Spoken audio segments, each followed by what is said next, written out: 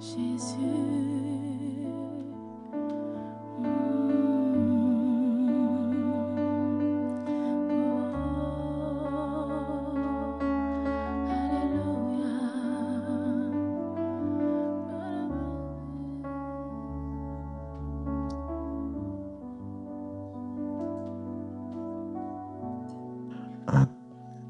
Est-ce qu'on peut pousser une acclamation pour le Seigneur de tout notre cœur? Alléluia!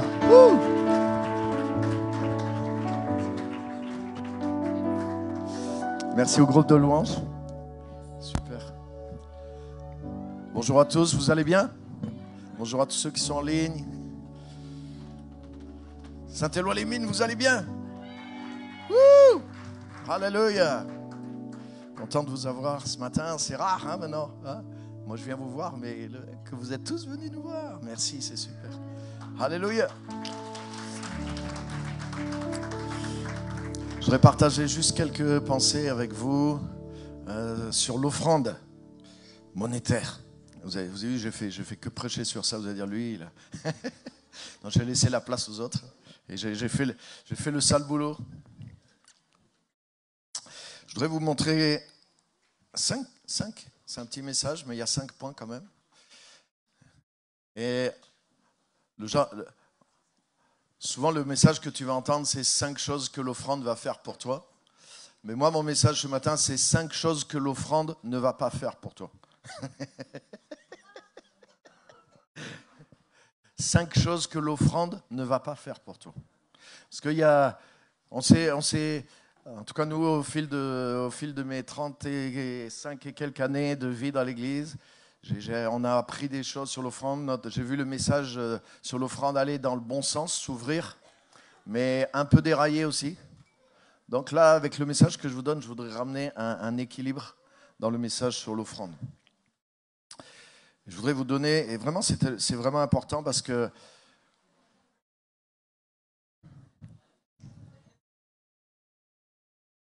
c'est l'heure des kids. Je l'ai senti dans mon esprit. C'est l'heure des kids.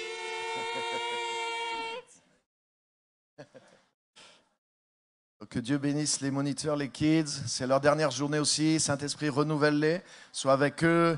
Que le message, l'onction les touche parce qu'ils ne sont pas en garderie. Ils sont aussi en train de vivre spirituellement aussi le même message.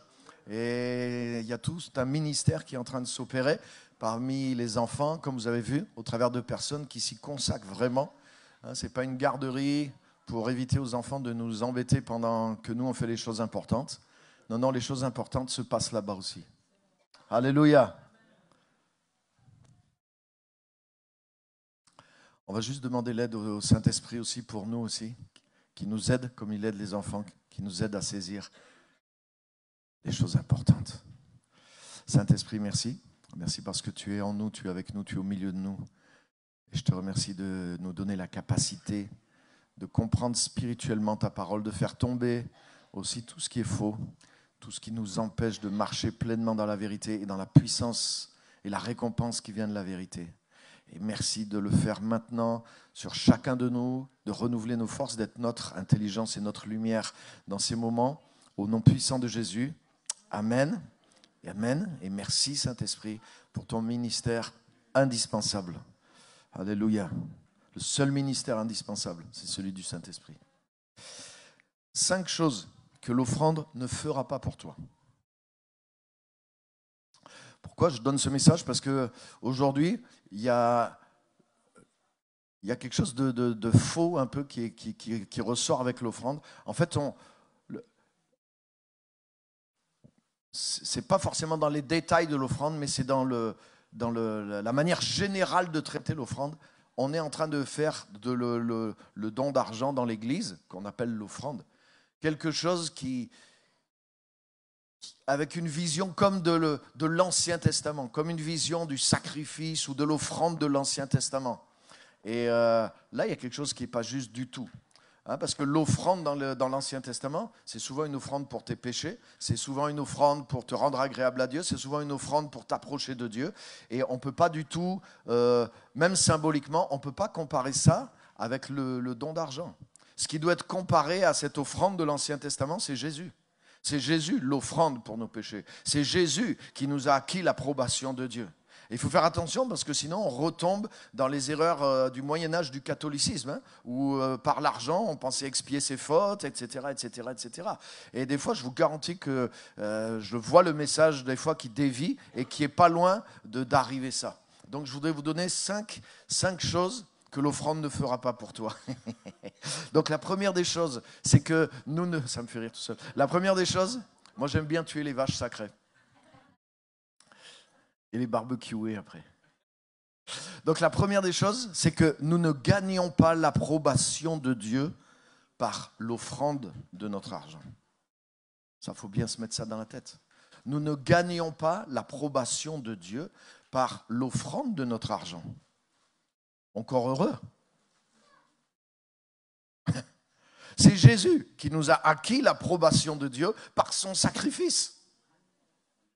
Alléluia. Et c'est parce que maintenant nous savons que nous sommes approuvés par Dieu, parce que nous sommes en Christ, que nous pouvons donner. Nous donnons à l'œuvre de Dieu, nous sommes généreux, mais ça ne va rien rajouter. Ce que je vais donner ne va rien rajouter à l'approbation que j'ai reçue grâce au sacrifice de Jésus. Et ça, il faut que ça soit bien clair. Alléluia. Parce que des fois, il y a certains qui viennent à l'église, ils vivent une vie qui n'est pas la vie chrétienne, et puis ils pensent, et des fois on leur prêche un peu ça, si tu mets une bonne offrande, Dieu va t'approuver, Dieu va te bénir, Dieu va faire ceci. Mais ton offrande, c'est pas la médiation entre Dieu et toi. Il y a un seul, mais attention à ça quand même, c'est grave. C'est pas une petite erreur hein, théologiquement. C'est vraiment rentrer dans un truc qui est grave. Est-ce que vous êtes avec moi ? Donc ça doit être bien clair pour nous. Nous ne gagnons pas l'approbation de Dieu par nos offrandes. C'est Jésus qui l'a acquis pour moi. Amen. Maintenant, j'ai son approbation et le don que je fais, c'est un moyen pour bénir, c'est un moyen pour agir, c'est un moyen pour œuvrer. Mais ce n'est pas un moyen pour gagner l'approbation de Dieu. Vous savez, moi qui voyage pas mal aussi sur l'Afrique, et j'aime, vous connaissez mon cœur, j'aime l'Afrique, donc ce n'est pas un préjugé, c'est pas... Mais par exemple, j'ai remarqué, ce n'est pas qu'en Afrique, mais dans beaucoup de pays d'Afrique, il y a la corruption. Et c'est facile de corrompre et d'être corrompu. Des trucs tout simples. Hein. Par exemple, là, on allait, quand il y avait l'histoire du Covid, pour sortir du pays, il faut que tu fasses ton test PCR. Donc, tu arrives à 6 h du matin pour faire ton test. Il y a une file de 60 personnes, tu es en plein soleil. Et il y a un brave monsieur qui vient vers toi parce que tu es blanc, discrimination positive. Et il dit, si vous voulez, je peux vous faire passer plus vite, moyennant finance. Et c'est un gars qui bosse dans le truc. On pourrait dire, ah ouais, je dis, non, on ne fait pas ça. Tant pis, on va cuire un peu sur le soleil et on va attendre notre tour. Donc on n'a pas fait ça. Vous voyez, des petites choses. Par exemple, j'étais en taxi, le taxi me dépose, il s'arrête sur le côté, il me dépose. La police était garée là. La police tombe sur lui, vous n'avez pas le droit de vous arrêter là, monsieur. Allez, on va vous raqueter. Et en fait, ce n'est pas une amende, c'est le poli. Et en plus, tu as un blanc avec toi, donc c'est bon, il va pouvoir payer. Il dit ça devant moi. Donc je suis allé avec lui, et tu sais quoi, j'ai commencé, je dis, vous représentez votre gouvernement. Je lui dis, vous vous plaignez que votre gouvernement est corrompu, et vous faites ça. Vous utilisez la loi, vous utilisez votre rôle pour prendre l'argent des gens et prendre l'argent pour vous. Et le gars, je lui suis rentré dedans, puissance 15. Ah ouais, j'ai pas mâché mes mots. Il s'en foutait, il a rigolé. Et vous êtes qui Mais ah non. Tu vois le truc est là partout. Et je me suis dit, tu sais quoi ? Et le message sur l'offrande dans l'église, là-bas, il est vraiment... Dans beaucoup d'églises, c'est excessif. Mais je me suis dit une chose, c'est même s'il y a une vérité dans ce message, donne à Dieu et tu vas recevoir un retour, mais c'est dans ces pays-là, on ne devrait même pas du tout prêcher ce message-là. Parce que tout dans la société marche, tu donnes de l'argent et tu as de la faveur. Et là, c'est comme si Dieu, tu peux le corrompre, quoi. Le message de l'offrande, ça revient à dire, ah mais c'est normal, tout ce système-là est dans la société, mais c'est normal parce que Dieu fonctionne comme ça aussi. Et franchement, on est en train même de développer dans l'Église la culture qu'il faut changer dans le monde. Donc je dirais, s'il y a un pays où on ne doit pas prêcher ce message, des pays où on ne doit pas prêcher ce message, c'est des pays où déjà, c'est tellement présent dans la mentalité. Tu es d'accord avec moi, pasteur ? Donc... Waouh, maintenant que j'ai compris ça, j'ai dit, même des choses qui sont vraies, que je peux prêcher ici pour encourager, tu donnes, et c'est vrai. Dieu a dit, donnez, et il vous sera donné. Mais j'ai dit, c'est le message qu'il faut éviter là-bas. Et il faut recadrer. Parce qu'il y a une déformation déjà de la société, donc c'est pas... Si l'Église elle-même est déformée, comment elle va réformer la société ? Est-ce que vous êtes avec moi? Donc nous ne gagnons pas l'approbation de Dieu par nos offrandes. Nous n'achetons pas Dieu par nos offrandes. Dieu ne va pas faire quelque chose de plus pour nos vies par l'offrande. Non, Dieu nous rend agréables. Il nous a rendus agréables dans le bien-aimé, en Jésus-Christ. Et il transforme complètement notre vie. On l'a vu hier, il a changé notre ADN.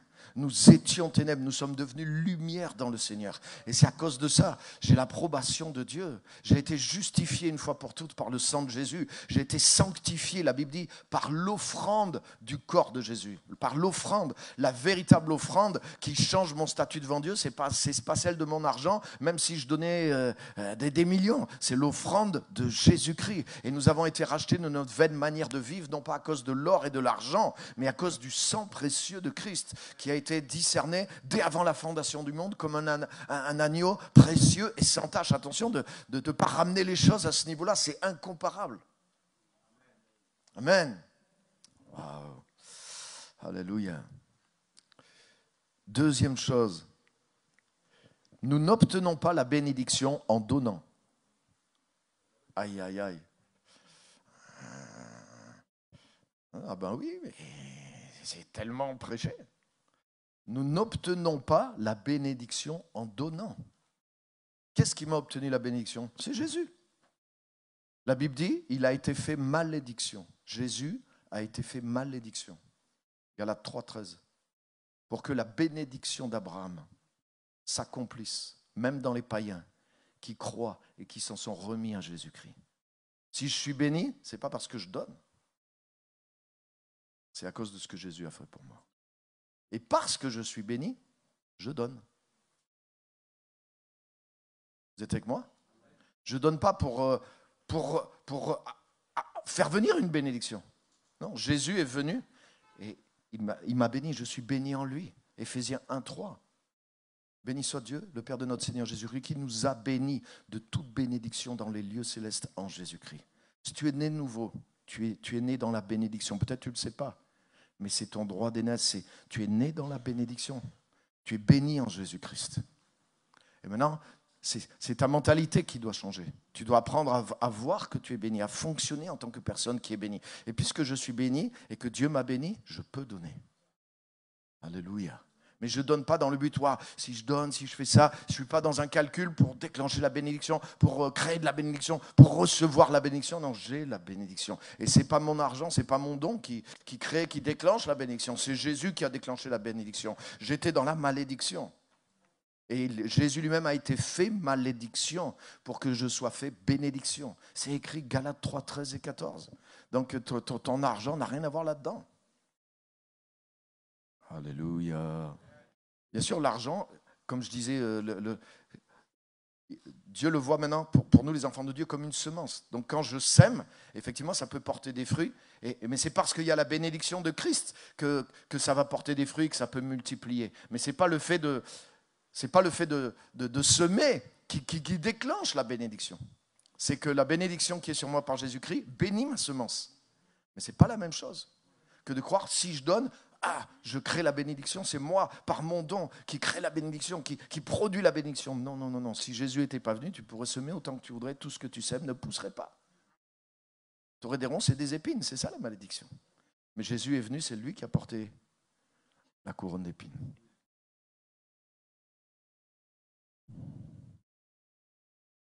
Autre chose que je me suis rendu compte aussi, quand Jésus a porté la couronne d'épines. Dans la malédiction que Adam a attirée sur la terre, Dieu avait dit, le sol sera difficile à cultiver à cause de ta faute. Il produira des ronces et des épines. Et c'est à la sueur de ton front que tu gagneras ton pain. Jésus a non seulement porté la couronne d'épines, mais la sueur de Jésus, qui s'est même devenu des grumeaux de sang. Ça veut dire Jésus a vraiment porté la totalité de cette malédiction, de limitation, de pauvreté, de non-prospérité de notre travail.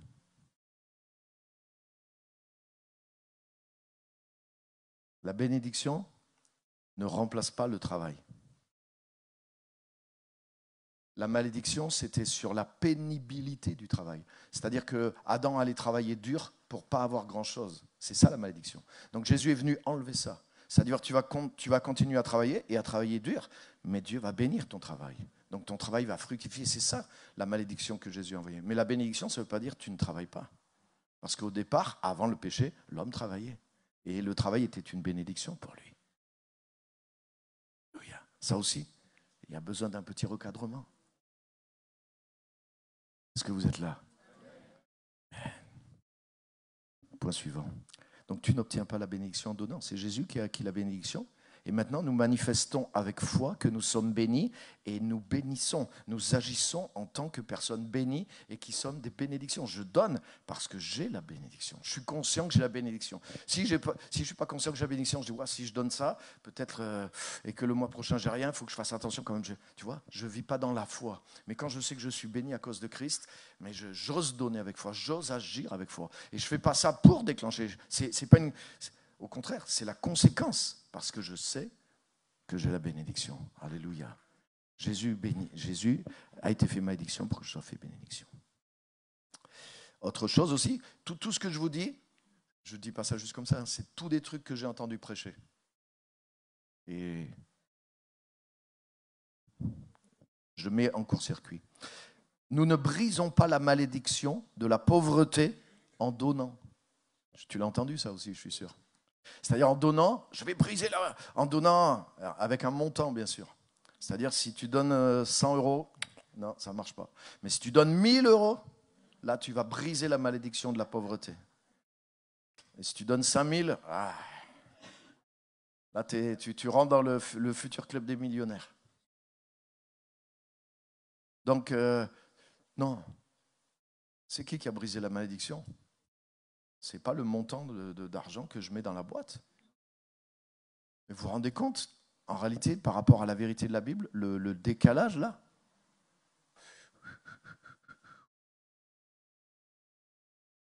Oui, la seule chose qui peut être vraie par rapport à ce message, c'est oui, tu peux casser ta mentalité de pauvreté en donnant quelque chose d'extravagant. Ça, c'est vrai. Parce que quand tu vis en étant tout petit dans ta tête, en pensant que tu n'as rien et que tu n'as pas de moyens, bah, tu donnes des petites pièces et des petits billets. Mais si tu vois plus grand et que tu es grand et un jour et que tu fais une offrande, c'est ta mentalité que ça va briser, mais ce n'est pas la malédiction. C'est une mentalité de petitesse que ça peut briser. Mais tu sais, on le met toujours à l'accent sur l'Église, mais ça peut être aussi tu peux briser cette mentalité aussi en faisant quelque chose pour toi et pour ta famille. Hein, peut-être avant d'épouser ta femme, tu l'as amenée au restaurant. Puis maintenant que tu l'as mariée, tu l'amènes juste au kebab et au McDonald's pour pas dépasser les 10 €. Ça arrive. Si c'est d'un commun accord, c'est bien. Mais des fois, tu vois, tu peux briser aussi cet esprit de pauvreté aussi. En disant, chérie, je veux t'offrir un beau restaurant. Et je vais t'offrir une belle bague aussi. Je croyais que les femmes allaient dire amen, mais... Voilà, il fallait dire, ça c'est une parole prophétique pour mon mari. Le pasteur a prophétisé ce matin, il faut que tu écoutes le message. On va lui dire, il faut écouter en ligne. Partagez le message. Mais ça peut être ça aussi. Ça peut être par le don d'offrande, ça peut être par quelque chose que tu fais pour toi, pour ta famille aussi. Toujours acheter le truc le moins cher. Moi, je le fais aussi, je suis économe, je suis auvergnat en plus. Mais je ne suis pas limité dans cette mentalité. Quand il faut, élargir l'espace de ta tente. Mais ce n'est pas ça qui brise la malédiction. C'est ce qui change ma mentalité et qui me permet d'avoir une mentalité en accord avec le fait que je sois béni. Mais ce qui a brisé la malédiction, c'est l'offrande du corps de Jésus. Il n'y a pas de... Ça, c'est clair et net. Amen. Donc quand vous entendrez... Vous voyez ce que je vous dis là ? Si vous n'avez pas encore entendu ces messages-là, vous avez le vaccin. Parce que quand vous allez entendre ces messages-là, vous allez les reconnaître, vous allez dire « Ah !» Ça sonne comme ce que le pasteur nous a prêché et vous n'allez pas vous laisser rouler dans la farine. Alléluia. Donc, nous ne brisons pas la malédiction de la pauvreté en donnant. Autre chose, nous ne créons pas l'abondance non plus en donnant. C'est Jésus qui crée l'abondance. Je suis venu pour que mes brebis aient la vie et qu'elles l'aient en abondance. Alléluia. Amen. Par contre, puisque je crois que Jésus m'a donné la vie et la vie en abondance, je crois que le psaume 23 devient vrai pour moi. L'Éternel est mon berger, je ne manquerai de rien. Donc je développe une façon de penser dans l'abondance. C'est-à-dire que je ne me dis pas, je ne fais pas tel projet parce que je n'ai pas l'argent aujourd'hui. Parce que si j'avais pensé comme ça, je n'aurais rien fait dans ma vie chrétienne. Ni ici dans l'église. Par exemple, on n'aurait pas fait cette conférence. Si on avait regardé à ce qu'on avait dans la caisse,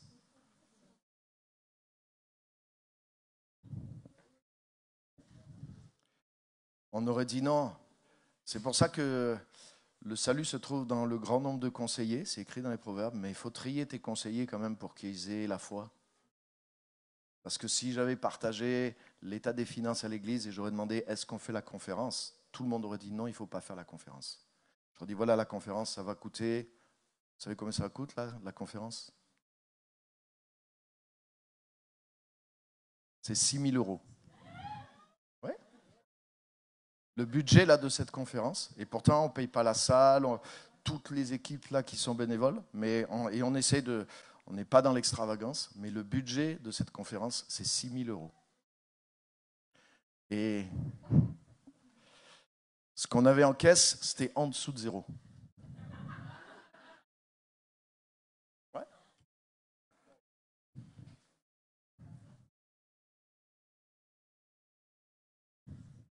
Mais est-ce qu'on a bien fait de faire cette conférence? Est-ce que spirituellement, cette conférence, elle a... Alléluia.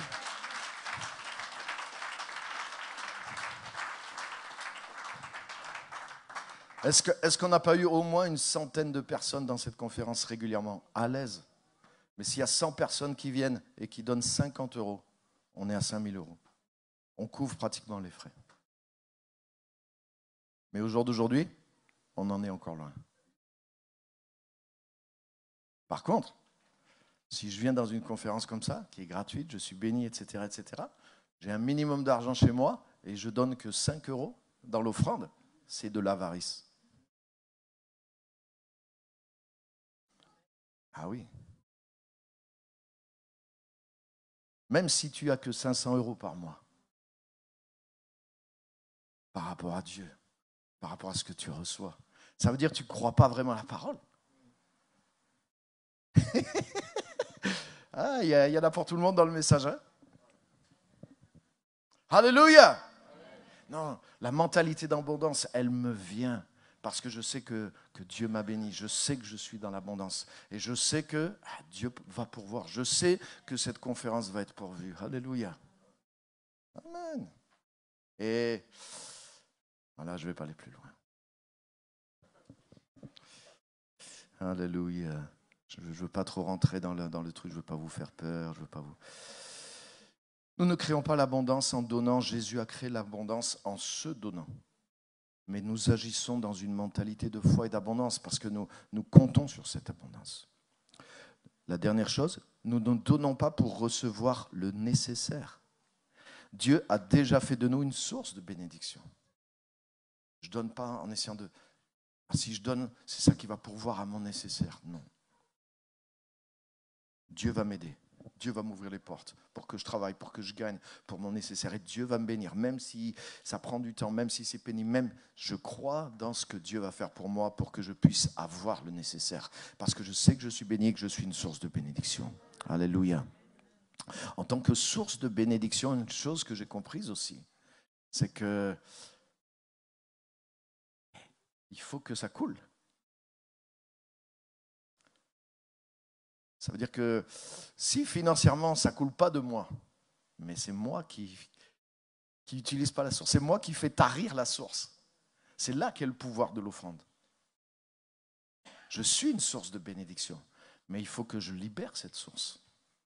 C'est ça la foi. Et c'est vrai pour tout. Pour les dons spirituels.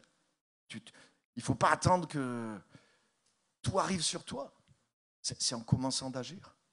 L'amour, c'est pareil, c'est en aimant que tu libères le fleuve de l'amour. C'est en bénissant que la bénédiction, elle coule de toi, parce que tu crois qu'elle est en toi. Tu crois que l'Esprit de Dieu est en toi. Tu pries pour les gens pour qu'ils soient guéris, tu pries pour les gens pour qu'ils soient bénis, et c'est ça qui ouvre la source. C'est vrai ou c'est pas vrai? Mais c'est comme ça que ça se passe. Donc qu'est-ce que tu fais? Tu commences par croire que tu es la source, et tu ouvres la source en donnant. Tu prêches l'évangile en croyant que l'onction vient sur toi. L'onction ne vient pas d'abord, ah, je sens l'onction, allez, il faut que j'aille témoigner à quelqu'un vite. C'est pas comme ça que ça se passe. Tu sais que tu vas témoigner, tu sais que tu veux parler de Jésus, et puis l'Esprit de Dieu en toi. Et quand tu le fais, tu libères la source, ça ouvre la source. L'onction coule de toi. Tout est comme ça dans la vie avec le Seigneur. Et financièrement, c'est la même chose. La bénédiction est en toi. Tu es une source de bénédiction, mais laisse couler ton fleuve. Laisse couler ta source. Si tu laisses couler ta source, mais tu vas voir. C'est comme s'il y a une écluse. Hein? Tu ouvres l'écluse, ben tu libères. Ça veut dire que ça va couler derrière, ça va arriver derrière. Parce que tu es béni, parce que tu es une source de bénédiction. Et c'est ça qui change ta mentalité. C'est quand tu comprends ce que Christ a fait de toi, tu vas ouvrir les choses. Amen.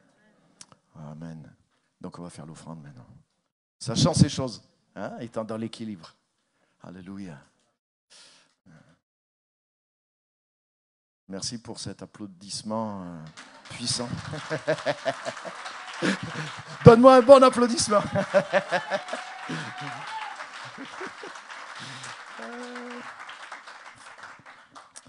Amen. Donc prépare ton don dans ce bon esprit. Et fais-le dans un esprit de foi, fais-le dans un esprit de générosité.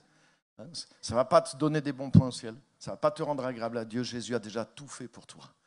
Crois dans ce que Jésus a fait de toi, crois qui tu es, crois que tu as fait quelque chose dans ta mentalité, et puis fais quelque chose pour donner, fais quelque chose pour bénir, fais quelque chose pour œuvrer. Tu as vu, on a vu hier, on est comme Dieu, on a la mentalité de Dieu. On doit être comme Dieu. Dieu est généreux, Dieu a donné son Fils unique. Et en donnant son Fils unique, Dieu a moissonné une quantité de fils. Il a ouvert une source de bénédiction et ça a coulé aussi. Parce que Dieu est béni. Hein? Alléluia. Merci Seigneur. On va juste prier si vous voulez bien. Est-ce qu'on peut juste se lever un instant? Je voudrais qu'on se lève un instant. Alléluia.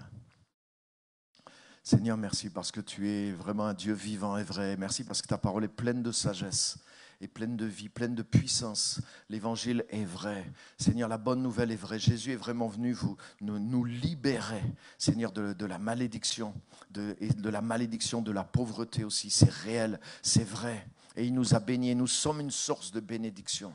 Même si aujourd'hui, même si matériellement notre vie est peut-être difficile, mais nous sommes quand même bénis. Et nous n'allons pas rester là où nous sommes. Si nous appliquons vraiment simplement les principes de ta parole, tu es fidèle et elle va s'accomplir dans notre vie et c'est certain. Et je te remercie pour les choses que ne fait pas l'offrande, mais pour les choses aussi que nous pouvons faire parce que nous sommes en Christ. Sur le plan matériel, nous pouvons donner, nous pouvons bénir parce que nous sommes bénis et parce que nous sommes une source de bénédiction, plus que ce que nous pensons ou que ce qui est écrit sur les chiffres. Et je te remercie pour ça. Alléluia. Que ta grâce soit sur nous, que notre foi soit ouverte, que nos yeux soient ouverts, que nos cœurs soient ouverts, que nos mains soient ouvertes aussi et que nous puissions être à ton image aussi dans ce domaine de générosité. Au nom puissant de Jésus. Amen et Amen. Amen.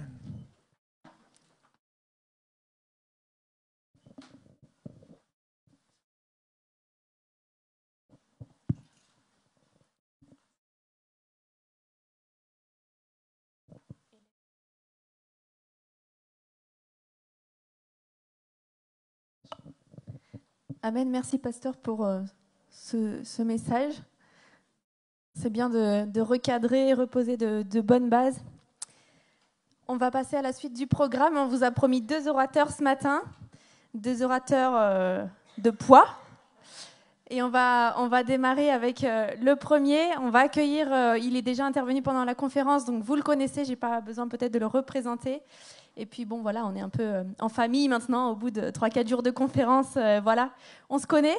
Donc je voudrais qu'on accueille très très chaleureusement le pasteur Serge Mouleba qui nous rejoint. Bienvenue pasteur.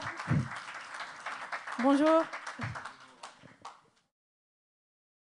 Si, merci beaucoup. Je vous salue tous au nom de notre Seigneur Jésus.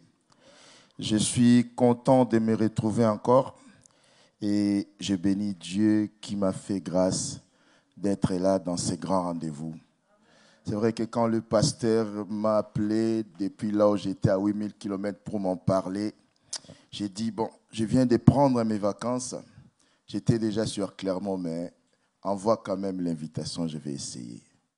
Mais le Dieu de cette conférence, il est le maître des temps et des circonstances. Je suis arrivé ici le jour de l'ouverture de la conférence et comme dit Pasteur Pierre, s'il aurait regardé humainement tous les budgets qu'il faut pour cette conférence, on serait privé de cette bénédiction. Moi, je suis vraiment béni par tous ces enseignements, même par la télé d'hier. J'avais même un témoignage par rapport au message de Pasteur Osakwe d'hier soir sur l'amour. Il y a quelques années, j'étais vraiment dans une vie de prière. J'ai demandé à Dieu un moment, dans une vision, je vois Dieu me dire, bon, tu pries beaucoup, demande-moi maintenant ce que tu veux. Je crois pas que ça venait de moi-même, mais c'est l'Esprit qui m'avait mis ça dans mon cœur. Et j'ai dit à Dieu, je veux que tu me donnes ton amour. Après, Dieu me dit, pourquoi dois-je te donner mon amour? Si je te donne mon amour, tu dois le consommer. Et la vision s'est arrêtée. Je me réveille, je parle à ma femme, je dis, regarde ce que je vis. Comment? Parce que moi, quand je demandais à Dieu de me donner son amour, je dis, je dois être rempli de l'amour de Dieu, supporter les gens, et voilà, toutes ces choses-là. J'ai dit, mais consommer l'amour. J'ai prié durant la journée, il est arrivé que j'ai eu encore la vision.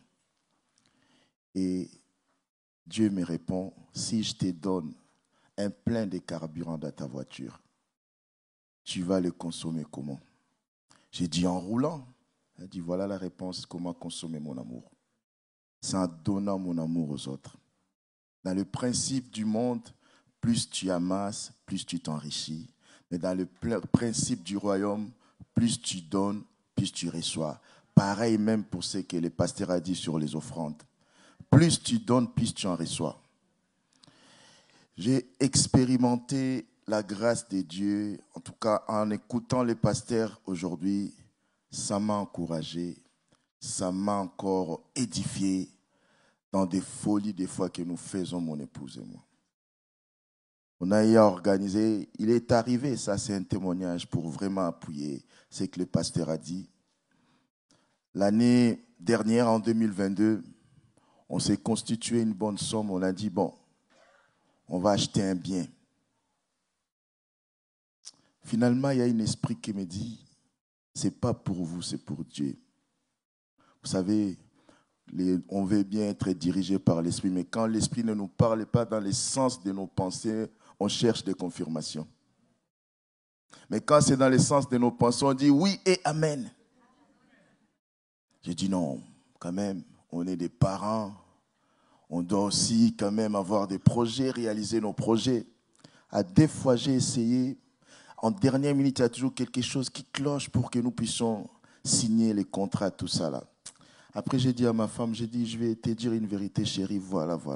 C'est pour ça, pour ceux qui ne sont pas encore mariés, c'est bien de vous marier avec quelqu'un qui a la même vision que toi.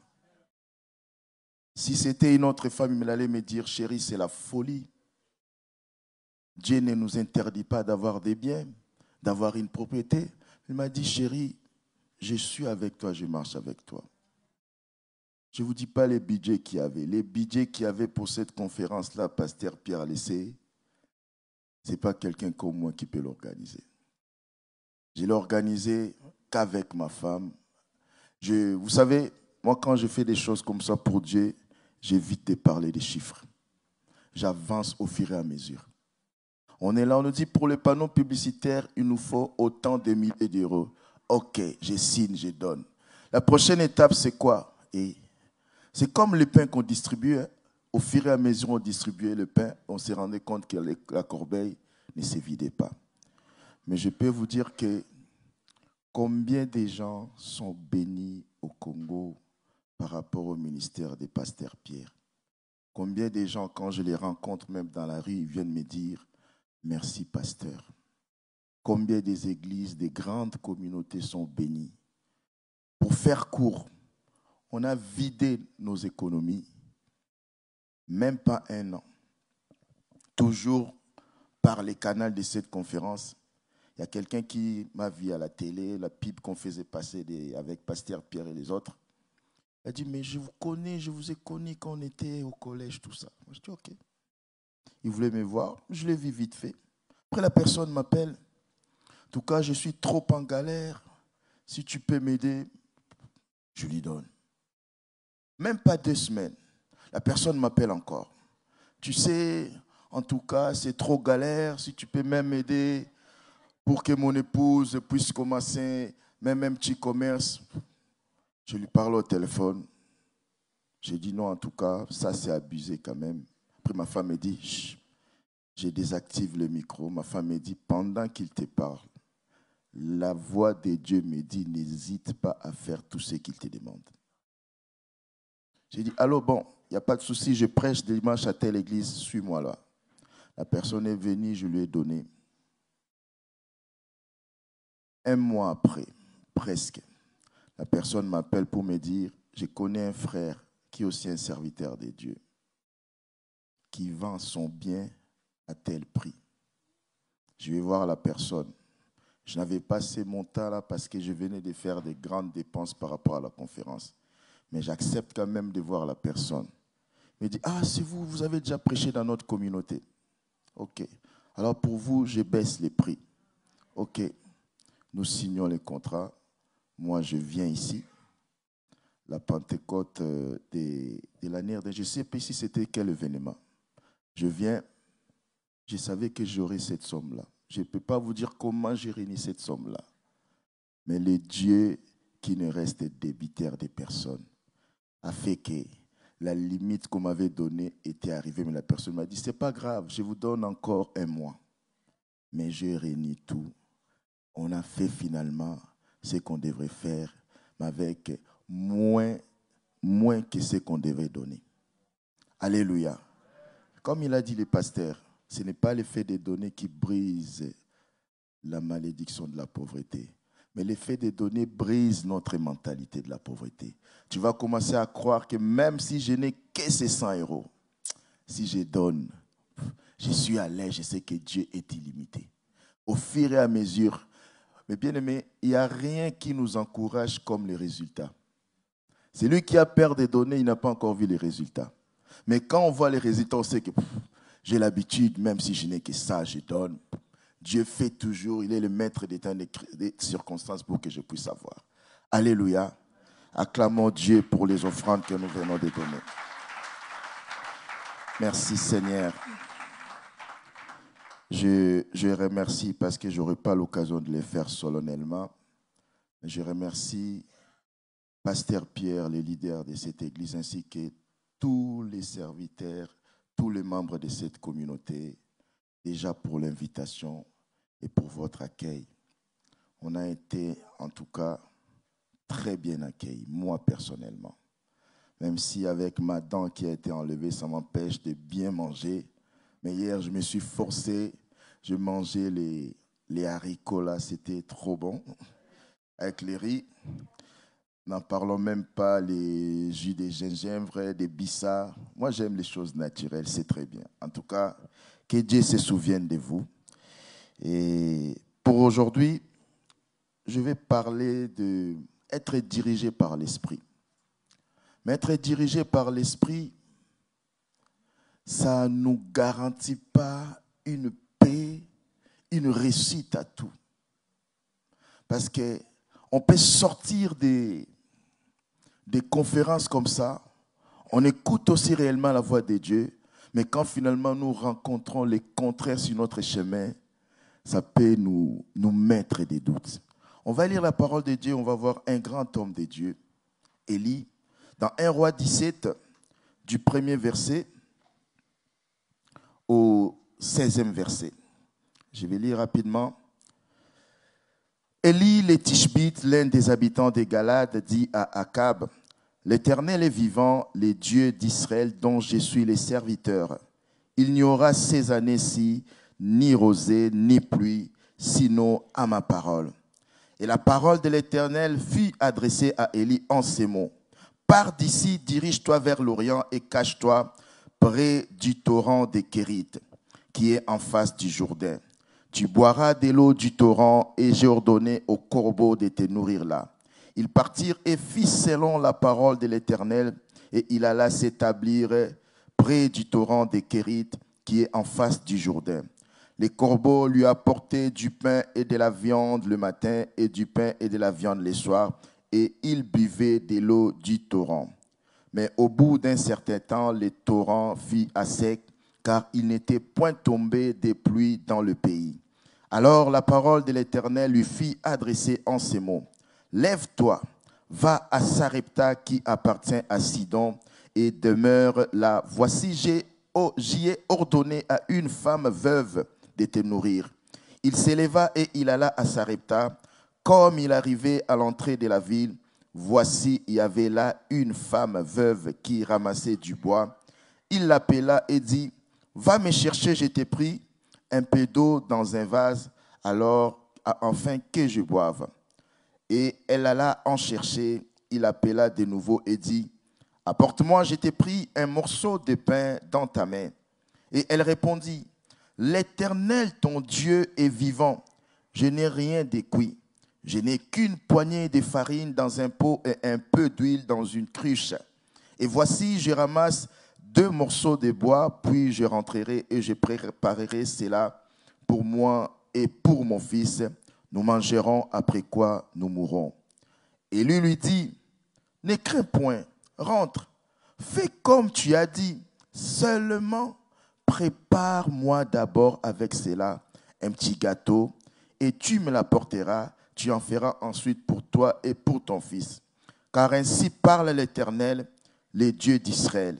La farine qui est dans le pot ne manquera point et l'huile qui est dans la cruche ne diminuera point, jusqu'au jour où l'Éternel fera tomber de la pluie sur la face du sol. Elle alla et elle fit selon la parole d'Élie, et pendant longtemps elle eut de quoi manger, et elle et sa famille aussi bien qu'Élie.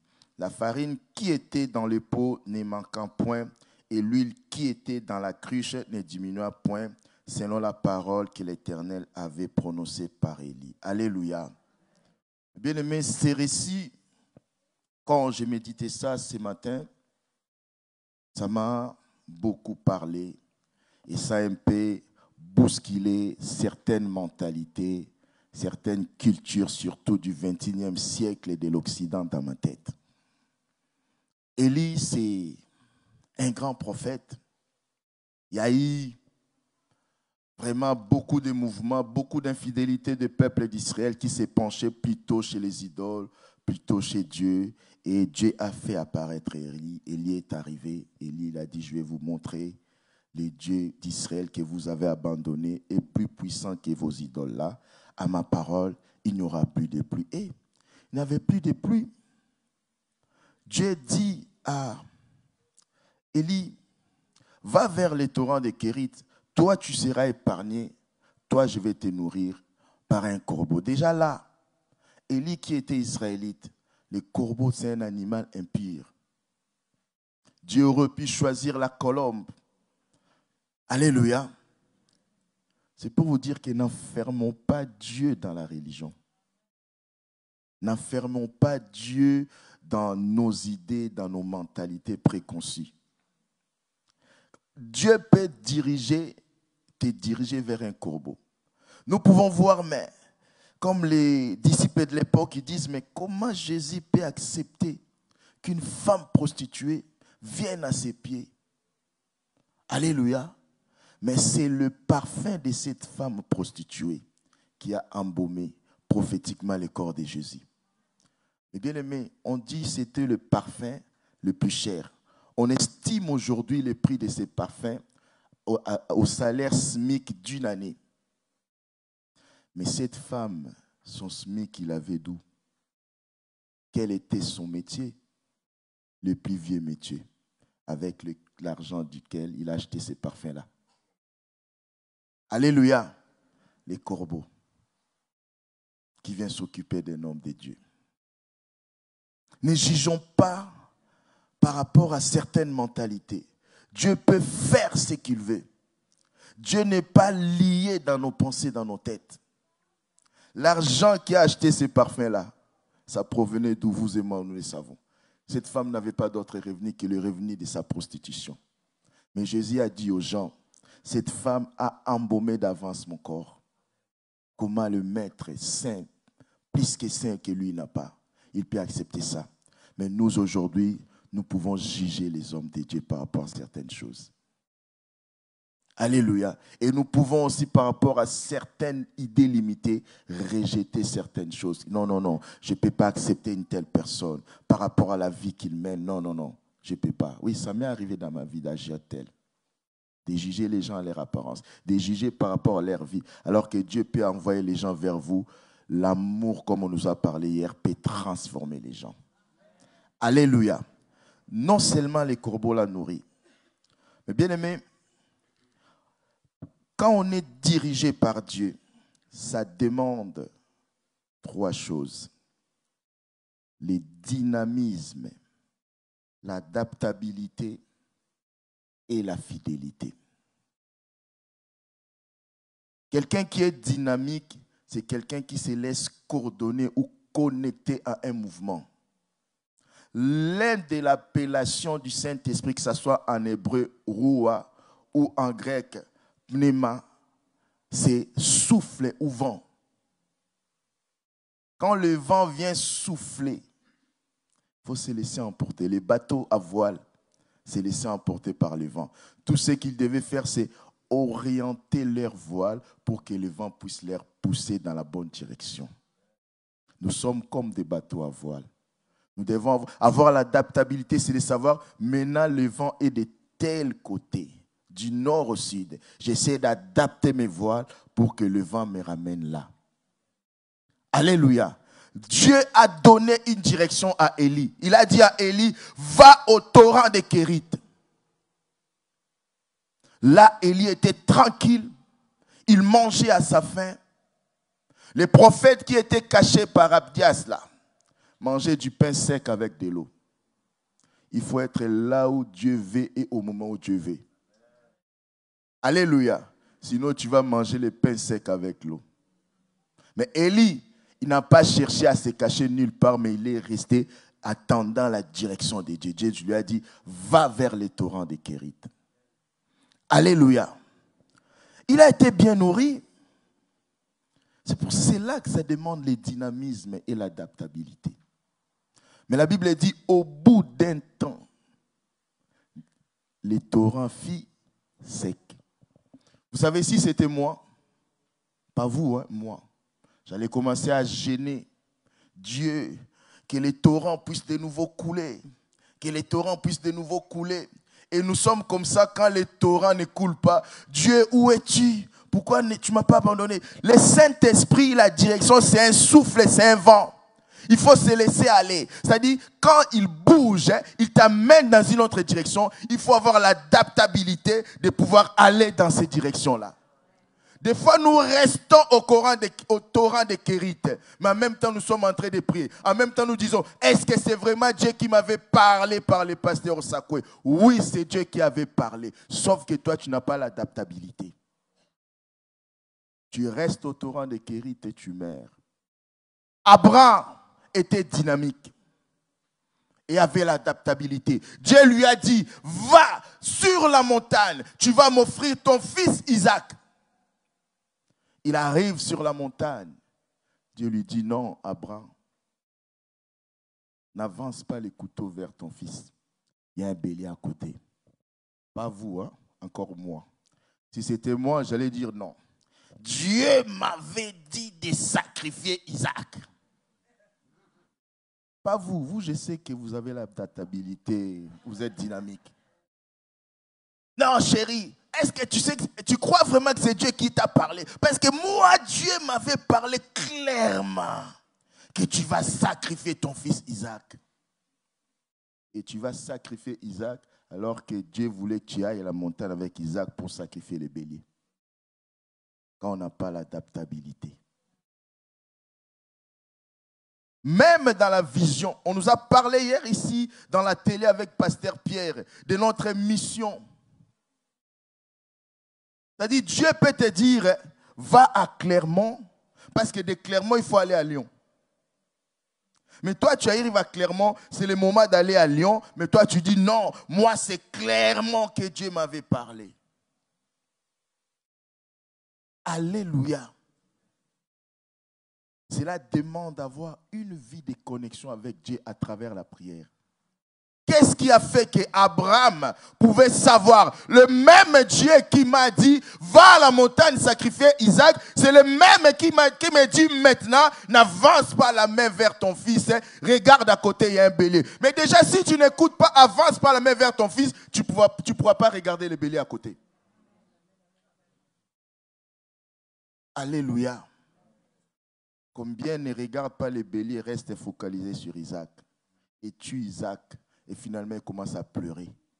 Est-ce que c'est Dieu qui avait parlé? Oui, c'est lui qui avait parlé. Alléluia. Vous savez, des fois, quand Dieu ouvre une autre porte pour toi et que toi tu es tellement focalisé sur la porte où tu es, Dieu peut fermer cette porte-là afin qu'en pleurant, mais Dieu, pourquoi ça tu puisses voir, il y a une bonne porte à côté.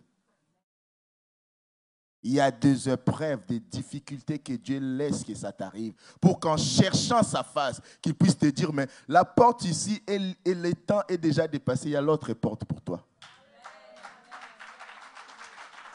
Alléluia.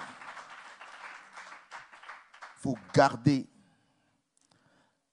la fidélité, c'est-à-dire dans l'écoute de Dieu. Tu peux distinguer que c'est la même voix qui me parle ici de ne pas avancer la main vers mon fils.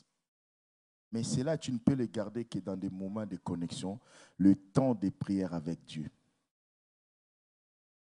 Ton écoute ne sera pas altérée. Alléluia. Et ce que je trouve bizarre ici, il y avait des riches en Israël. Élie a dit, mais Dieu, le torrent est devenu sec. Opère un miracle. Tu lui as dit, je ne vais opérer aucun miracle dans ce torrent. Va à Sarepta, vers un homme d'affaires connu dans le pays. C'est ce que Dieu lui avait dit? Non, vers le roi. C'est ce que Dieu lui avait dit? Vers une veuve. Vous savez, aujourd'hui, il y a la rente. Oui, tu bénéficies des aides. Mais à l'époque, il n'y en avait pas. C'est-à-dire, les femmes étaient prises en charge par leur mari. C'est pour ça que vous voyez dans la Bible, on parle beaucoup de veuves et des orphelins. Parce que quand l'homme de la maison décède, la famille ne sait plus comment vivre. En Afrique, ça continue un peu jusqu'à aujourd'hui. C'est les hommes qui prennent en charge leur famille. C'est-à-dire, cette veuve, et quand on a dit déjà veuve, on associe la pauvreté, le manque avec cette veuve. C'est-à-dire, Dieu ne lui dit pas, il y a des hommes d'affaires à Sarepta. Il y a des grands agriculteurs à Sarepta. Mais Dieu lui dit, va vers cette veuve. Là, nous avons deux personnes dirigées par le Saint-Esprit. J'ai dit avant-hier que le Saint-Esprit nous dirige aussi par la prière. Moi, j'imagine, ce n'est pas la Bible qui le dit. Cette femme disait à Dieu, il ne me reste que ça à vivre. Il ne me reste que ça, nous mangerons, mon fils et moi. Dieu lui a dit, il y a mon serviteur qui va arriver, il faut le nourrir. Parce que quand Dieu est venu voir Élie, il a dit à Élie quoi? J'y ai ordonné à une femme de te nourrir. Il y a quelqu'un peut-être ici qui a, vous savez, dans les choses de Dieu, les hasards n'existent pas. Il y a peut-être une personne ici qui a vraiment besoin d'argent, qui a des problèmes financiers. Dieu a envoyé ces messages avec Pasteur Pierre aujourd'hui. C'est des messages que c'est la première fois que je le vois prêcher sur ça. Alléluia. Cette dame dit, Dieu, je n'aurai plus de quoi manger. Je t'ordonne de nourrir mon serviteur. Je t'ordonne de donner telle somme pour ma conférence. Alléluia. Parce que Dieu dit, j'y ai ordonné à une femme de te nourrir. Mais une veuve qui n'a que peu pour manger. Vous savez, moi, dans le passé, j'ai commis ces erreurs-là. Si c'était moi, pas vous, mais moi, j'allais dire non, je crois que j'ai mal interprété le message de Dieu. Dieu ne peut pas envoyer. Parce que quand tu arrives dans une maison, il y a la dèche, tu le sauras. Tu vois déjà la personne qui ramasse des bois, il n'a même pas de quoi acheter des bois. Non, je vais rentrer encore en prière. Je vais dire à Dieu, est-ce que, si c'est elle, confirme-moi tel, je vais chercher des confirmations. Dieu l'envoie chez une personne qui n'a presque plus rien. Dans le passé, j'ai prié pour la personne comme ça, surtout en Afrique. Tu vois une mère, maman qui vient, pasteur, tiens, en tout cas, Dieu m'a mis à cœur de te donner. Je dis, mais $5, maman, c'est moi qui dois t'aider. Et je sors l'argent de ma poche, je lui donne. Jusqu'à ce que j'ai appris que j'ai empêché à ces femmes d'être bénies. Dans le bon raisonnement, si tu es l'assistant de pasteur Pierre, vous arrivez dans une telle maison, tu observes et tu vas appeler ta femme, mais pasteur Pierre est cruel. Il dit à cette femme, moi d'abord. Écoutez comment il dit. Élie n'est pas venu pour dire à cette femme, Dieu m'a dit que c'est moi d'abord. Il ne lui a pas dit ça. Le prophète d'aujourd'hui va te miroiter. Ne t'inquiète pas, madame. Dieu m'a dit de venir vers toi. Je prierai, il y aura un miracle. Non, Élie dit, oui, bien sûr. Fais comme tu l'as dit, mais d'abord tu me sers. L'obéissance à la direction de Dieu. Vous savez, Dieu peut te parler là. Tu dis, oui, je veux obéir. Mais moi, j'ai déjà vu ça moi-même. Pas vous, moi. Tu vas donner telle chose pour mon œuvre. Mais quand l'argent arrive, tu vois la somme. Quand Dieu t'avait dit tu auras l'argent, tu vois la somme. J'aime ce que le pasteur a dit hier. Quand tu demandes à Dieu un travail, il te donne un travail. Ce travail est acquis. Et des fois, nous faisons des calculs pour Dieu. Un jour, le Saint-Esprit m'a expliqué, mais monsieur, tu n'avais rien. Et Dieu te donne. Maintenant, tu commences à lui faire des calculs. Si Dieu ne t'avait pas donné, tu allais faire ces calculs. Pas vous, mais c'est ce qui m'arrivait de faire. J'avais rien, mais Dieu me donne. Après, j'ai dit non. Avec cet argent, je dois faire plaisir à ma femme. Et souvent, pas vous, mais moi, c'est le mien que nous donnons à Dieu. Je vais vous raconter une histoire. Un monsieur avait un billet de 100 €, un autre billet de 5 € dans ses poches. Avant d'arriver à l'église, beaucoup le font, hein? Pas ici, mais ailleurs. Il prend le billet de 100 €, il le met sur la poche de gauche. Le billet de 5 €, il met sur la poche de droite. Il savait que bon, s'il avait l'habitude de le faire. Du coup, quand c'était le moment des offrandes, il avance. Il a mis la main dans la mauvaise poche. Il a sorti les billets de 100 €, sans regarder. Il a sorti les billets plutôt de 5 €. Il a sorti comme ça, comme il avait mis dans la même poche. Du coup, le billet de 100 € est tombé. Il est parti mettre les 5 €. Quand il revient, il y a quelqu'un qui est assis là qui lui dit, tiens, les 100 €. Il était content, il est parti mettre les offrandes. Après le culte, il dit, mais frère, qu'est-ce qu'il y a? Vous m'avez donné 100 € pour mettre les offrandes. Il a dit non. Quand vous êtes levé, il y a les billets là qui étaient tombés. Il s'est fâché contre le frère. Dieu l'a confondu. Lui, il a cru qu'on lui a fait cadeau, il était tout content. Mais quand il demande, il dit non, ce n'était pas moi qui t'ai donné, mais c'était tombé de ta poche. La veuve de Sarepta, Élie lui dit, fais comme tu as dit, mais d'abord moi. Élie ne lui a pas promis, non, il a dit d'abord moi, mais si tu le fais, si tu obéis, l'huile ne manquera pas dans ta maison. La farine ne manquera pas dans ta maison jusqu'à ce que la famine aura pris fin. Dans ces moments de crise que nous traversons dans la France, si nous nous laissons être dirigés par Dieu, ça prendra tout le monde, mais nos maisons seront comme des Goshen, qui ne seront pas frappés par les plaies. Alléluia. La veuve, c'est pas chez une riche, pas chez un riche, mais à la veuve. Mais bien aimé, il est arrivé, cet épisode est passé. Dieu dit à Élie, Parce que Dieu, c'est un Dieu de compassion. À un moment, il a dit, bon, tu vas aller pour que la pluie puisse revenir. Mais Élie, au lieu de faire tel que Dieu lui a dit, c'est là qu'intervient la fidélité. Quand Dieu nous donne une direction, qu'on reste dans cette direction. Alléluia. La Bible nous dit, 1 Roi 18:1, bien des jours s'écoulèrent et la parole de l'Éternel fit ainsi adressée à Élie dans la 3e année. Va, présente-toi devant Akab et je ferai tomber de la pluie sur la face du sol. Et Élie alla pour se présenter devant Akab. La famine était grande à Samarie. C'est ce que Dieu avait dit à Élie, non? Et regardons la suite.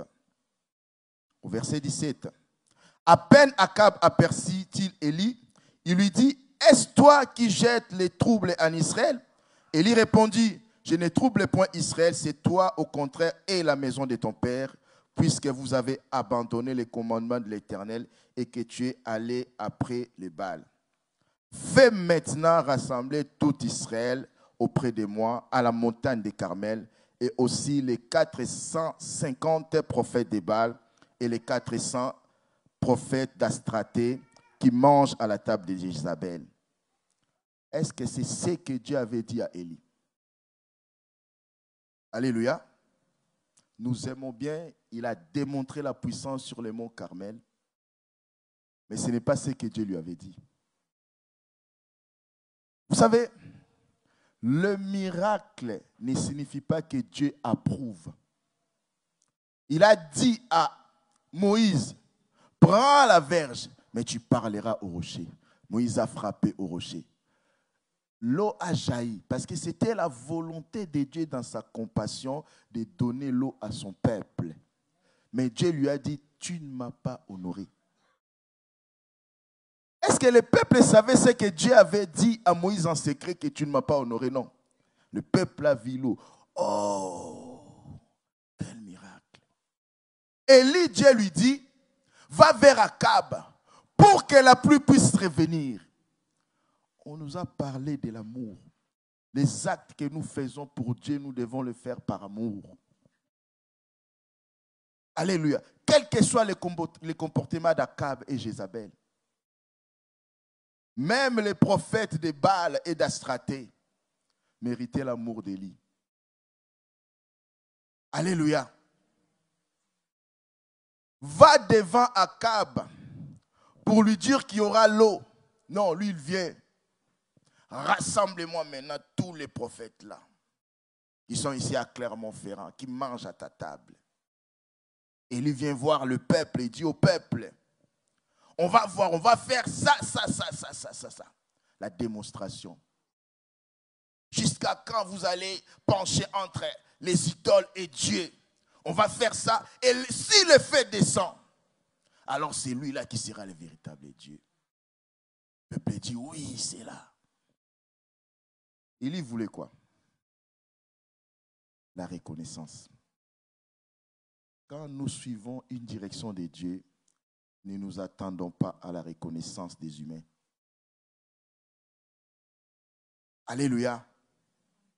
Toi, dans ta tête, même si les gens disent oui, tu as comme erreur, mais le plus important est que dans ton fort intérêt, que tu saches que j'ai suivi fidèlement la direction du Saint-Esprit. Les choses se sont passées comme Élie voulait. Le feu est descendu et il a dit, prenez les prophètes de Baal, égorgez-les. Est-ce que c'est ce que Dieu lui avait dit? On nous a parlé hier de l'amour. Il croyait qu'en égorgeant les prophètes de Baal, le problème va finir. Il croyait que dès qu'il va faire ça, tout le peuple va les suivre. Mais ce n'est pas ce qui s'est passé. Le même Élie qui n'a pas eu peur d'affronter les prophètes de Baal et d'Astraté.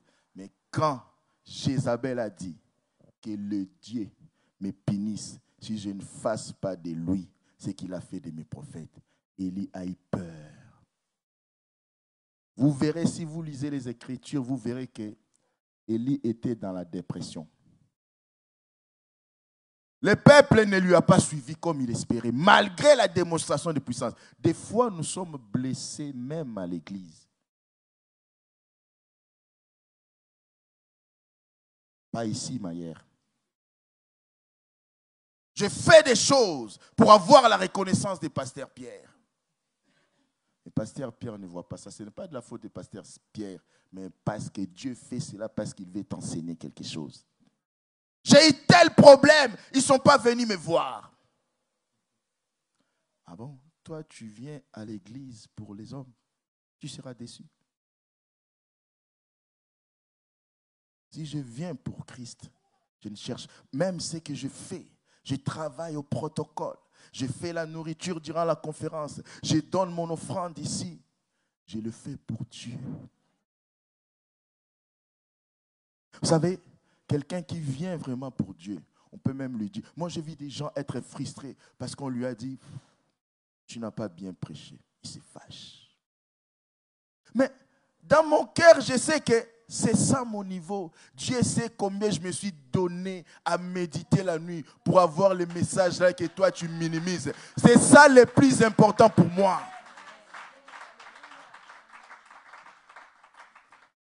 Alléluia. C'est pour ça aujourd'hui on a des gens qui restent à la maison sans église. Non, moi j'ai été déçu. Par qui? Par les gens de l'église. Est-ce que Jésus t'a déçu? Bien aimé. Dans le monde, qui n'a jamais eu de déception dans le monde? Est-ce que nous quittons le monde?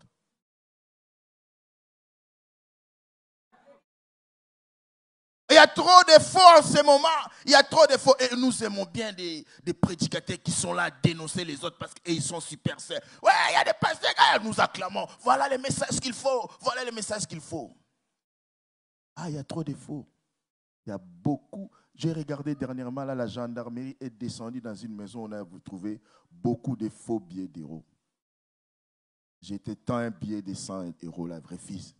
Parce qu'il y a beaucoup de faux billets maintenant. Ce n'est pas pour autant que nous n'utilisons plus l'euro. Il y a beaucoup de faux. Pourquoi dans les magasins, on a des appareils où ils font passer les billets?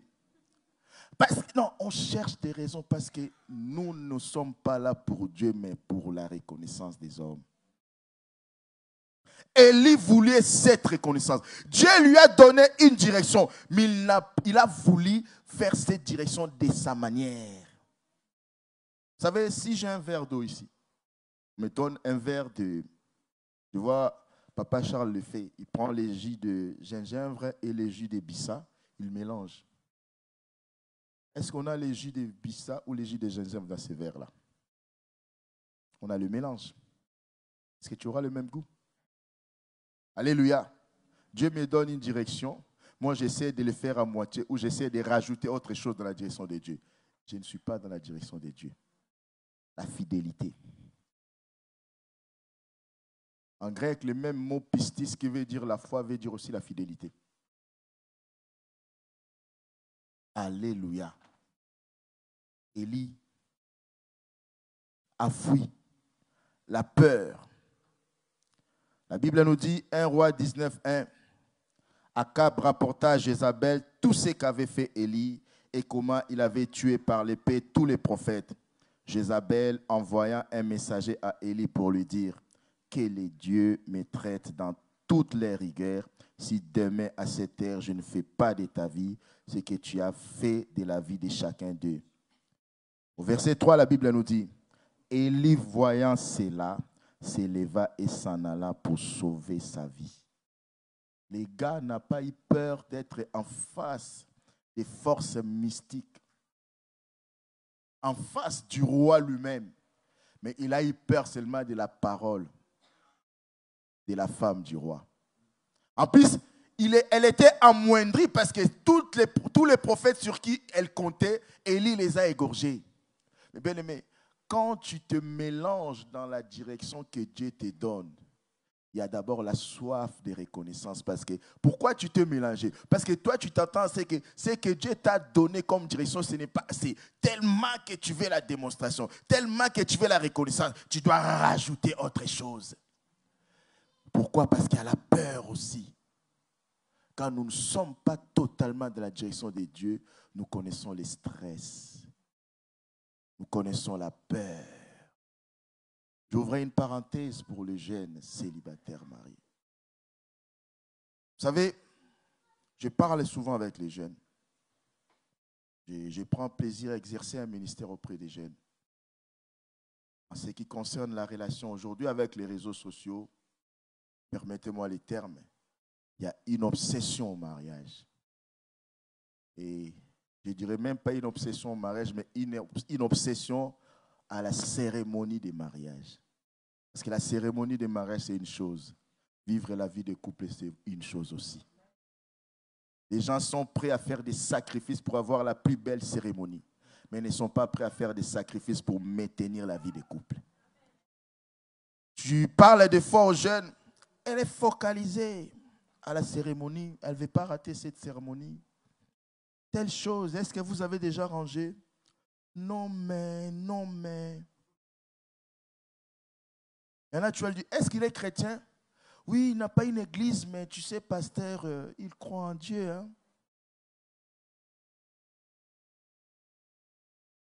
On veut mélanger. Et c'est là qu'on vit dans la peur.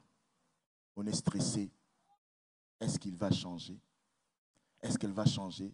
Mais quand tu es dans la direction de Dieu, quelles que soient les difficultés ne manqueront pas. Vous pouvez demander à tous ces hommes de Dieu. Aujourd'hui, le pasteur Osakwe peut vous parler pendant 1 heure de comment il est arrivé au Mali. Mais il a fait 26 ans là-bas.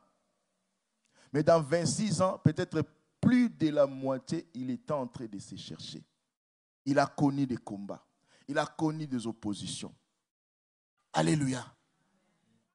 Mais dans sa tête, il savait que j'ai suivi la direction de Dieu. Son témoignage m'a beaucoup impressionné. Moi, j'ai l'image des hommes de Dieu qui servent en Afrique, qui voient l'opulence, la bonne vie. Mais il accepte d'aller dans un pays où tu ne t'attends pas à voir l'opulence. Et dès que ça commence à prendre forme, Dieu te dit de partir.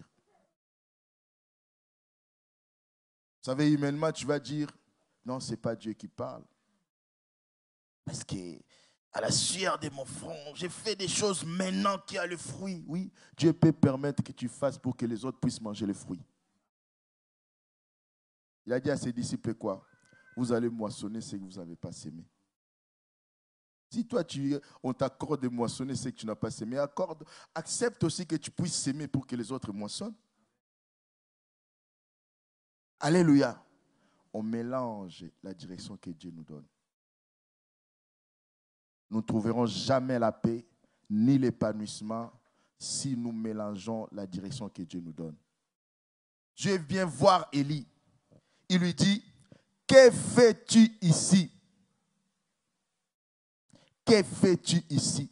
Élie commence à dire, j'ai déployé mon zèle pour les dieux de mon père, d'Israël, tout ça. Mais regarde où j'en suis là. Mais tu n'as pas déployé ton zèle fidèlement dans ce que Dieu t'avait donné comme direction par son esprit. Alléluia. C'est pour ça que nous avons des personnes déçues, des frustrés, des gens qui vont d'église en église, d'assemblée en assemblée, parce que c'est des gens qui ne voient pas Christ, mais qui voient d'abord eux.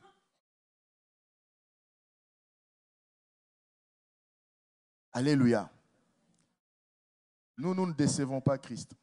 Pas vous, mais moi. Ça m'arrive de décevoir Christ. Mais Christ ne me rejette pas. Les hommes sont que des hommes. Si je quitte, je dis maintenant je passe mon temps à la maison sans église parce que l'église m'a déçu, je ne venais pas à l'église pour Dieu. Combien d'hommes de Dieu aussi sont blessés, déçus? Je peux vous le dire. Des gens sur qui tu t'es investi. Tu as fait face. comme Élie a fait face aux puissances de ténèbres, des prophètes des Baals. Et finalement, ces gens-là, du jour au lendemain, vont te dire, par rapport à ça, en tout cas, nous n'avons plus notre place ici. Commence par te juger, par te condamner. Parlez aux hommes de Dieu, sincèrement, vous verrez que beaucoup d'hommes et de femmes de Dieu sont blessés. Si tu n'as pas un appel authentique, tu peux abandonner. Vous savez, ceux qui sont beaucoup plus atteints, c'est qui? C'est les épouses ou les époux des hommes ou des femmes de Dieu et leurs enfants. Nous, nous supportons. On peut se relever. Mais eux qui ont vu des sacrifices, qui ont vu que des fois tu t'es privé d'eux pour s'occuper de ces gens-là, sont beaucoup blessés. Je vais te dire une chose. Tu ne seras pas épanoui en blessant les autres. Alléluia. Je vais encourager aussi ceux qui font quelque chose pour Dieu. Ne cherchez pas la reconnaissance auprès des hommes. L'homme peut oublier à cause d'une seule erreur. Peut oublier tout ce que tu as fait dans le passé. Soyons fidèles à la direction que Dieu nous donne. Vous savez, dans ces messages-là, comme Pasteur Pierre a dit, donne, ils te donneront. Beaucoup sont déçus, beaucoup sont devenus extrêmes. Je donne plus, j'enrichis les pasteurs. Tu n'enrichis aucun pasteur. Dieu prend soin de ce qui lui appartient. Que moi, je donne mon offrande pour cette conférence, que je n'en donne pas, cette conférence aura lieu. Je ne vais priver Dieu de rien, mais c'est moi qui sera privé. C'est moi-même qui se prive. Alléluia. Autant nous nous trouvons, vous savez, quand tu as tout, tu commences à réfléchir même par rapport à la parole de Dieu. Alléluia. Nous sommes ici dans un pays développé. Mais si je pose la question au pasteur Pierre, depuis qu'il sort des livres, où est-ce qu'il a vendu plus ses livres?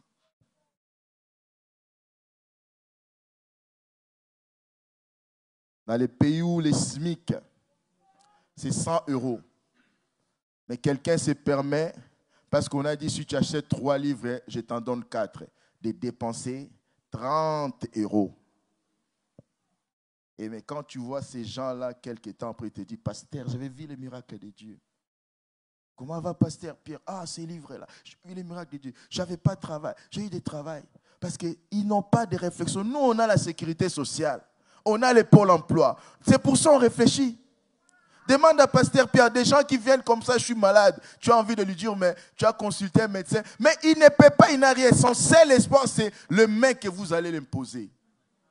Je vais vous rencontrer le pire. Qui prie pour son frigo ici?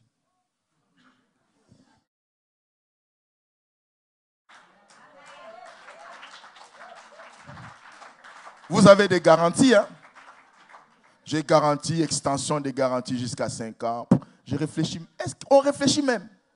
J'ai vu des gens qui viennent, il faut prier parce que mon frigo commence, des fois ça ne donne pas le froid. Et demain aussi, il vient, pasteur, merci, mon frigo marche bien, les aliments gèlent même dedans. Alléluia. Cherchons pas la reconnaissance des hommes. La direction de Dieu, même si ça peut nous coûter quelque chose. Quand vous voyez, vous lisez ces passages, comment Élie multiplie des paroles, c'est quelqu'un qui a déprimé parce qu'il n'a pas escompté ce qu'il s'attendait. Beaucoup ont relâché même l'œuvre de Dieu. Beaucoup ont laissé même, ont abandonné, ont renoncé à faire les choses qu'ils faisaient. Beaucoup, ils balayaient peut-être ici, mais ils ne le font plus parce que personne ne les reconnaît. Parce que peut-être un jour, quelqu'un lui avait parlé mal. Oui, les hommes peuvent mal te parler. Mais tant que Jésus ne t'a pas mal parlé, tu restes là. Parce que lui, il a accepté l'humiliation pour toi.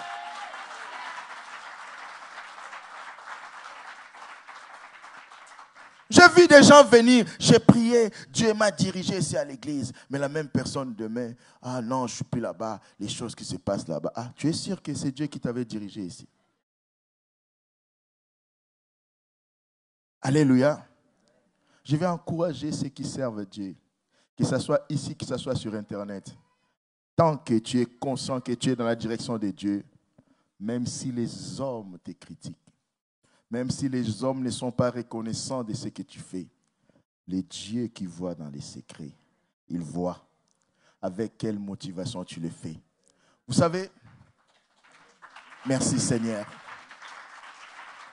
D'ailleurs, quand vous regardez tout ce que nous faisons de bien, Dieu nous parle des secrets. Quand tu mets ton offrande, c'est dans les secrets. Quand tu pries, entre dans ta chambre, prie dans les secrets. Le Dieu qui voit dans les secrets verra ta prière. Mais le problème est que quand maintenant Dieu te répond à tes offrandes que tu as mises dans les secrets, il ne les répond pas en secret. C'est visible. Les gens vont voir. C'est pour ça que je me dis, les jaloux, c'est les gens les plus bêtes. Parce que quand toi tu dis, on était ici avec lui, est-ce que tu sais ce que lui faisait en secret? Alléluia. Tu sais le temps qu'il a passé en prière en secret.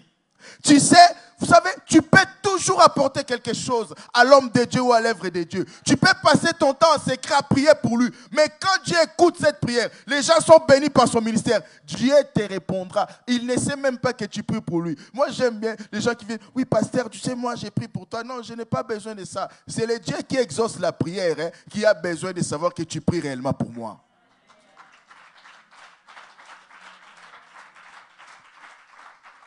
J'arrive à la fin. Je crois que le Saint-Esprit m'avait mis à cœur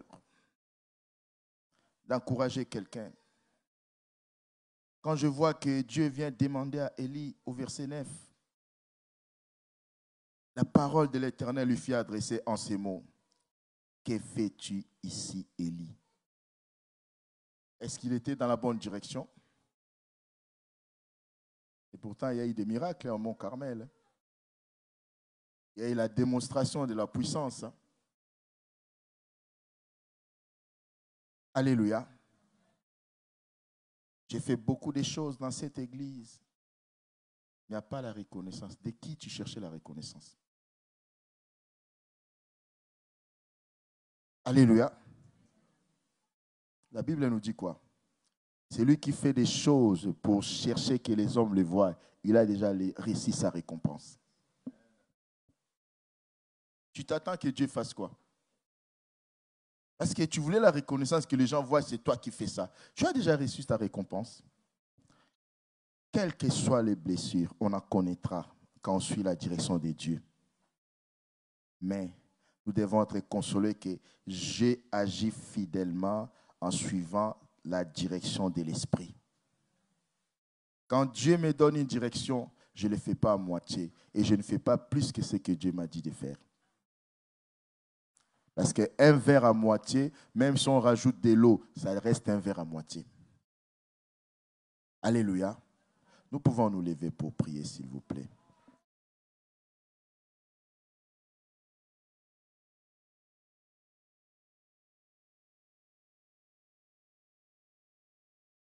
Les yeux fermés, j'aimerais bien avant la prière que chacun de nous puisse mettre ces messages en face de ce qu'il a vécu, en face de ce qu'il vit.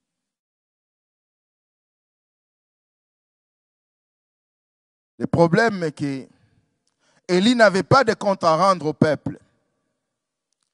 Il avait des comptes à rendre à Dieu, parce que c'est lui qui avait donné la direction. On peut se retrouver par-ci, par-là dans ces messages. Peut-être tu es cette veuve de Sarepta. Tu as empêché à la bénédiction d'entrer dans ta maison parce que au lieu que ta bénédiction soit activée, parce que toi tu as refusé de recevoir Élie, tu t'es dit non, tu te trompes, ce n'est pas Dieu, parce que moi je n'ai pas de quoi te nourrir, j'ai que pour moi et mon fils, et après nous mourrons. Ça demandait la foi de cette femme pour voir que si je donne, j'obéis à ce que Dieu m'avait dit, il ne manquera rien dans ma maison. Peut-être tu es aussi un Élie qui ne veut pas écouter fidèlement la direction de Dieu. Tu arrives comme ça, tu trouves que c'est une maison où il y a la pauvreté, c'est une veuve qui n'a rien. Non, non, non, Dieu, je crois que j'ai mal interprété ton message. Et Satan fera que tu pourras rencontrer un riche de Sarepta, mais ce n'est pas vers ces riches de Sarepta que Dieu t'a dirigé. Ces riches de Sarepta pouvaient te donner une grande somme, mais ça ne va pas te combler. Parce que le contentement, c'est Dieu qui le donne quand nous sommes dans sa direction. Alléluia.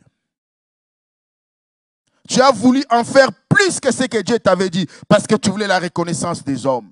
Tu as fait la démonstration. Ton cœur était tranquille. Au mont Carmel, le feu est descendu. Mais finalement, les choses n'ont pas suivi derrière. Il n'y a pas la reconnaissance. Il n'y a pas la notoriété que tu espérais. Ça t'a refroidi. Oui, les gens n'ont pas reconnu ce que tu fais. Tu as pris la décision, je ne veux plus servir Dieu. Vous savez, dans le royaume de Dieu, il n'y a pas de spectateurs, il n'y a que des acteurs. Ce n'est pas parce que nous passons ici devant que nous sommes les seuls acteurs, non. Toi aussi, si on a suivi tous les ateliers qu'il y a ici, nous comprendrons que chacun de nous a un rôle à jouer. Mais il y en a à cause des blessures, des déceptions, des ingratitudes, des trahisons. Ils se sont dit, je ne ferai plus rien. C'est lui qui retire son épée de carnage et l'ami de celui qui détruit.